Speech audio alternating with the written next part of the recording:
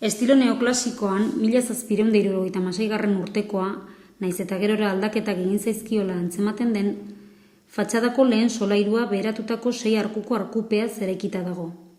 Harlanduetan egindako zutabeen gainean, zeintzuen muturretan izkinak sortuz estalkiraino luzatzen baitiren. Sotoaren solairuan karga muru bana sostengatzen duten ezaugarri bereko barrualdeko 2 arku daude.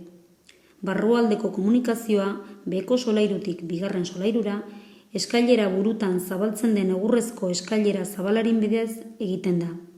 Elizako korura igotzen denaren antzeko ezaugarriak ditu. 1983an, fatxada konpontzerakoan margo hondakinak agertu ziren.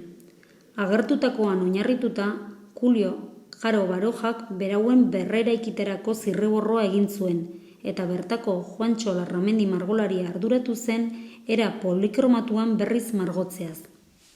4 bertute kardinalak idurikatuta daude: zuhurtasuna, justizia, sendotasuna eta neurritasuna. Izenak latinez idatzita agertzen dira.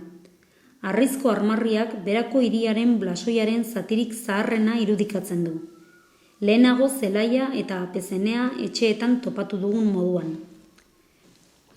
Bista ezkerraldera bideratzen baldin badugu, Errentenearekin egiten dugu topo.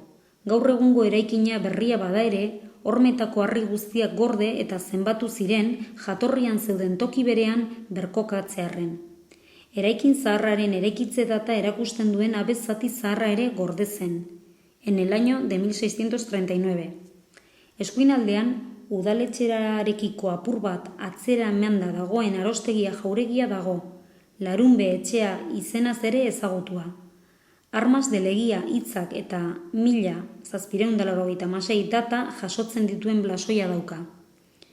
Etxe honetatik Jose Bonaparte, Pepe Botella eta Loren Wellington pasa ziren bertan jasotako gerretan. Ura lurperatutako erreka txiki batetik hartzen duen arraska publiko txikia dago kale estu honen kale ondoan. Gaur egun parrokia eliza inguratu eta ziurrenik harresi bat izan zenaren hormatalean eguzki erloju bat ikus dezakegu.